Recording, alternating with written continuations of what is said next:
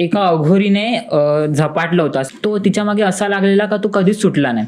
या कथा मनोरंजनासाठी आहे. काही लोकांचे अनुभव व काही पूर्णपणे काल्पनिक असू शकतात. त्यामुळे कृपया यांना मनोरंजन म्हणून घ्या. या कथा आपल्या संस्कृतीचा एक भाग आहे. अगदी लहानपणी आजी आजोबांनी सांगितलेल्या गुड गोष्टींसारख्या. आमचा हेतू कोणत्याही प्रकारची अंधश्रद्धा किंवा भीती निर्माण करणे नाही. ही स्टोरी मला आजी कंटिन्युअसली 2-3 वेळा सांगितली असेल. जेव्हा जेव्हा आम्ही बसायचो तेव्हा ही स्टोरी ती सांगायचीच.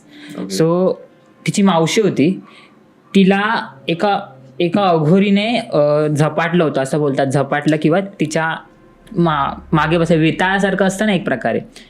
आता सध्या मुंजा विचार आलाय बघ. सो तो असतं पण ते दिसत नाही. बरोबर. हा. सो तसंच त्याच पद्धतीने.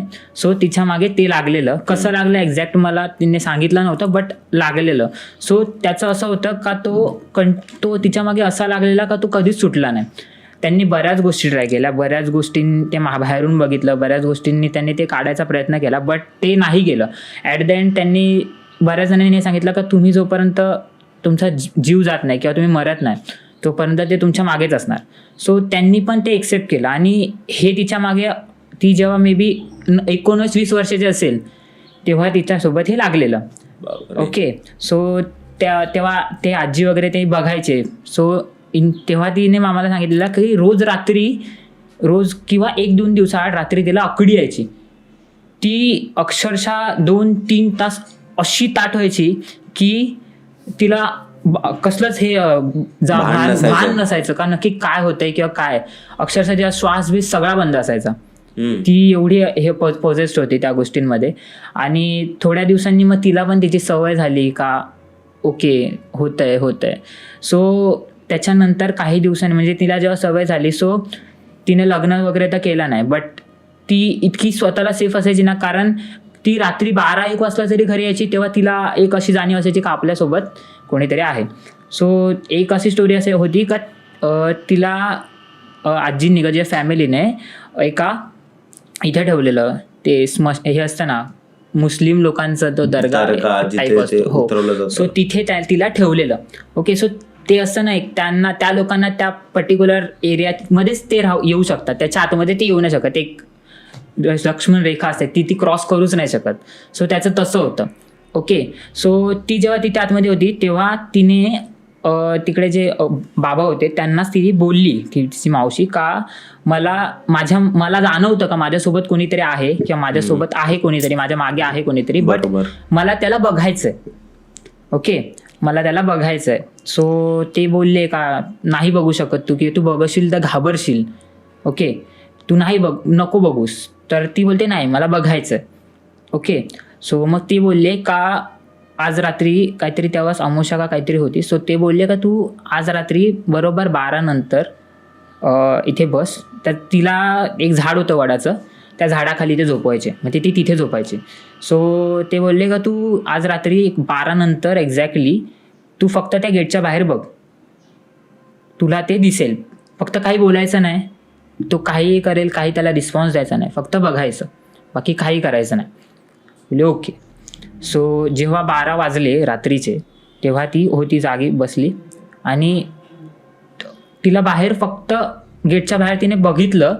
सो ते अघोरी टाईप असतात बघ, अघोरी इज लाईक एकदम असा फेटा घातलेला, एकदम असा धिप्पाड, एकदम उंच धिप्पाड, असे गळ्यामध्ये एकदम ते रुद्राक्ष वगैरे, अशी धोती नेसलेली, हातामध्ये काठी वगैरे, एकदम असा काळा काळा कुट्ट असा एकदम.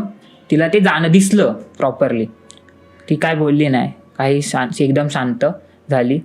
देन आफ्टर मग ते कॅरी ऑन दुसऱ्या दिवशी वगैरे सगळं झालं. पण त्या दिवसानंतर तिच्या मनातली ती भीती होती ना, ती म्हणजे ती कुठेही बाहेर वगैरे जायची, तिला काय वाटायचं नाही का बाबा, तिला वाटायचं आपल्यासोबत आहेत.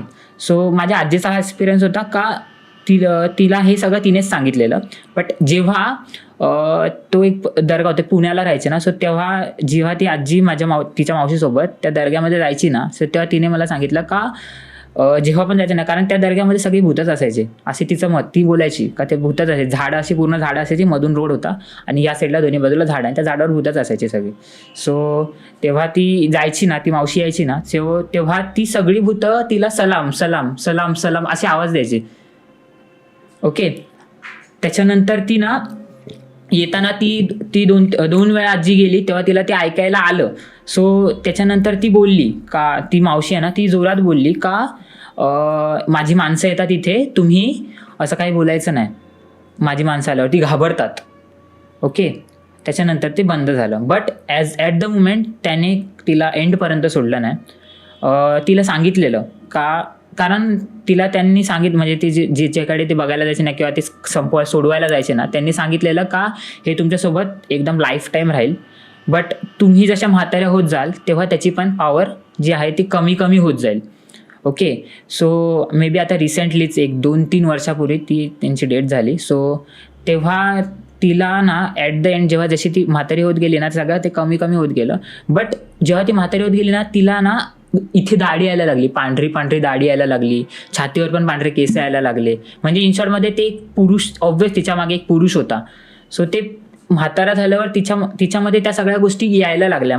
दाढी इथे पांढरी पांढरी, पूर्ण इथे दाढी आलेली, छातीवर केस वगैरे आलेले. सो ॲट द मुमेंट जेव्हा ती वारली, सो मग ते सगळं बंद झालं. बापरे. मग त्याने लग्न नव्हतं केलं? नाही, ते लग्न करूनच द्यायचे नाहीत. जेव्हा पण त्या ऑब्व्हियस ट्राय केलेलं, जेव्हा पण काय करायला द्यायचे ना, तेव्हा त्या पर्सनचं काही ना काहीतरी व्हायचं, काही ना काहीतरी तो आजारी पडेल किंवा काही ना काहीतरी ॲक्सिडेंट होईल, काही ना काहीतरी व्हायचं. बट त्यानंतर मग त्यांनी ठरवलं का नाही करायचं.